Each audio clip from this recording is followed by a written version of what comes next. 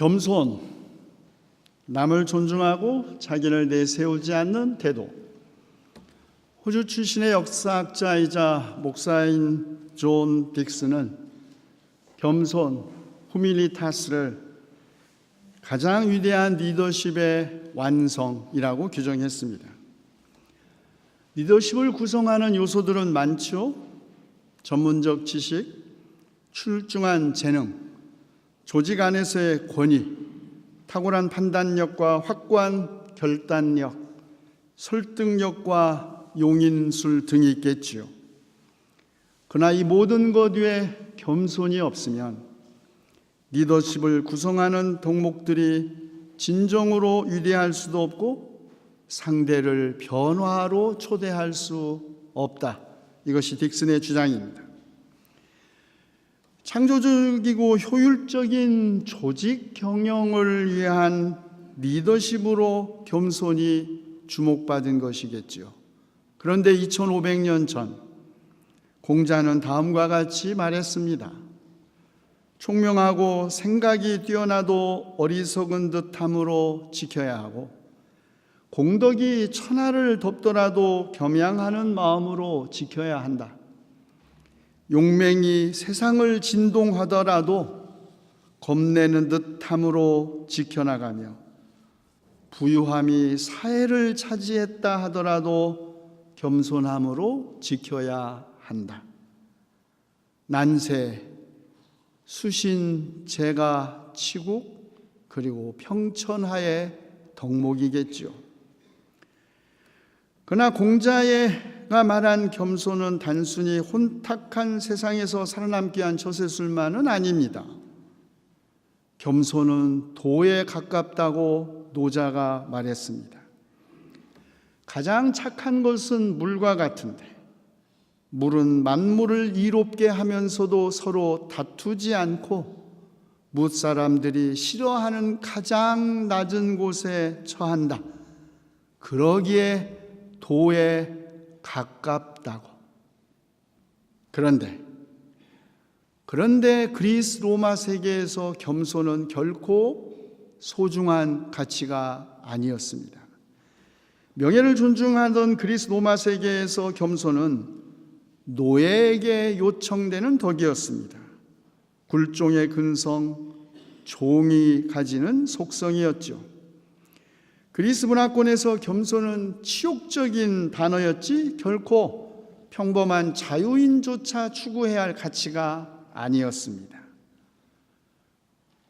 고대 세계 겸손이 유일하게 최고의 가치로 추앙받은 곳은 성서뿐입니다. 이집트에서 이스라엘 백성을 해방하도록 그리고 약속의 땅으로 인도한 이스라엘의 민족 영웅 모세를 성서는 땅 위에 사는 모든 사람들 가운데서 가장 겸손한 사람, 민수기 12장 3절에서 라고 규정합니다. 솔로몬 왕이 성전 공사를 마쳤을 때 주님이 밤에 나타나 말씀하셨습니다. 들어라.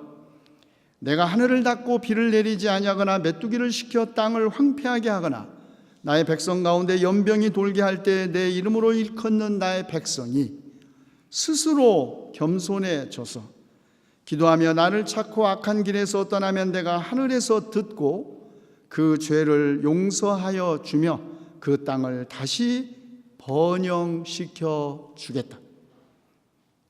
겸손한 백성은 죄의 용서와 땅의 번영을 가져옵니다. 욥의 친구 대만 사람 엘리바스가 욥에게 이렇게 말합니다.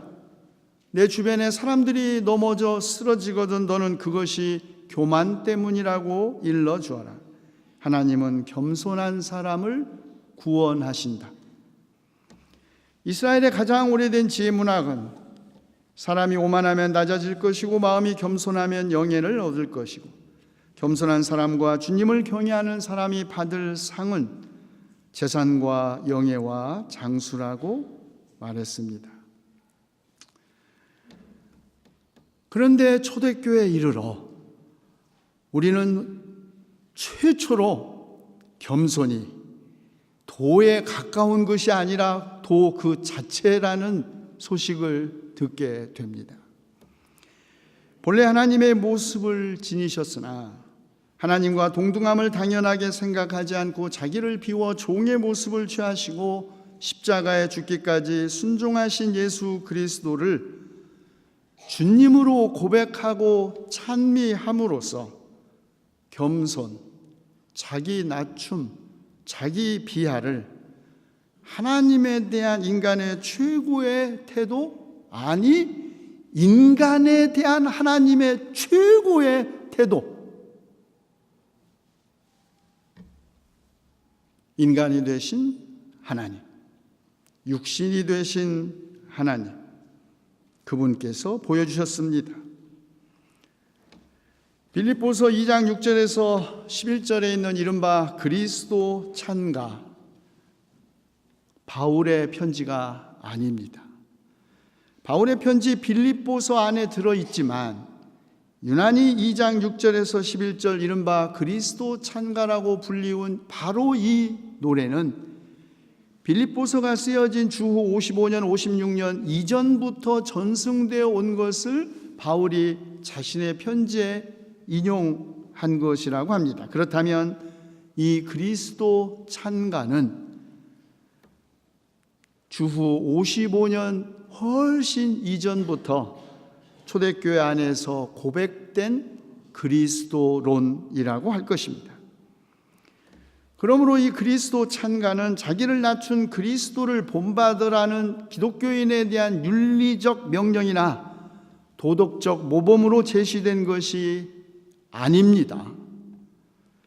그리스도가 하나님의 자리를 버리고 이 땅 위에 내려오신 사건, 즉 십자가 사건 위에 교회가 서 있다는 것을 증언하는 것입니다. 예수 그리스도를 하나님이 육신이 된 사건, 성육신 사건으로 고백함으로써 하나님의 겸손이 오늘 그를 믿는 우리에게 우리가 추구해야 할 최고의 가치는 하나님의 겸손, 다시 말해 하나님이 인간이 되심으로써 인간 사회 안에 모든 인간은 다 하나님 안에서 평등하다는 선언이기도 합니다. 라디칼, 그 문자적인 의미에서 하나님의 겸손은, 인간이 되신 하나님은 인간 사회의 근원적이고도 급진적인 평등의 실현을 의미하는 것이었습니다. 바로 이런 급진적 평등은 사람들 관계에서는 아주 구체적으로 서로 남을 자기보다 낮게 여기는 것으로 드러나야 했습니다. 다른 사람을 나보다 낮게 여기다. 영어 성경은 consider라고 했고 독일어로는 achten이라고 했어요. 달리 말하면 다른 사람을 나보다 낮게 여기라는 말은 솔직히 나보다 별로 난 것도 없지만 그냥 내가 모르는 뭔가 또 다른 장점이 있겠지 라는 것이 아니라 그를 존중하라는 뜻입니다.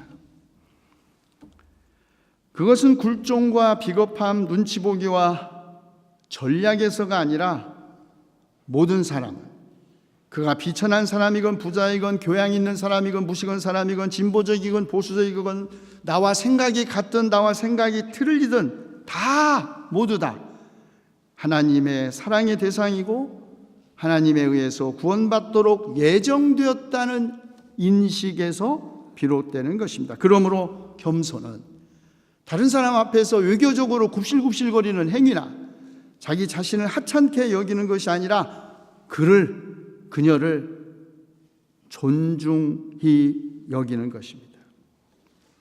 다른 사람을 나보다 낮게 여기는 것 절대 쉬운 일이 아닙니다.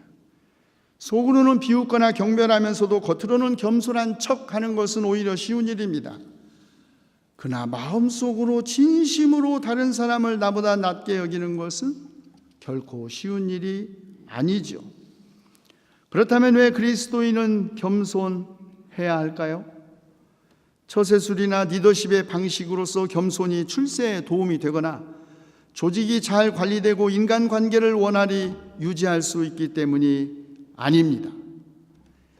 예수님께서 그의 제자들에게 원수를 사랑하고 너희를 미워하는 사람을 위해 기도하고 저주하는 사람들을 축복하라고 하신 말씀, 그리하면 너희는 큰 상을 받을 것이요 더없이 높으신 분의 아들이 될 것이라고 하셨기 때문입니다.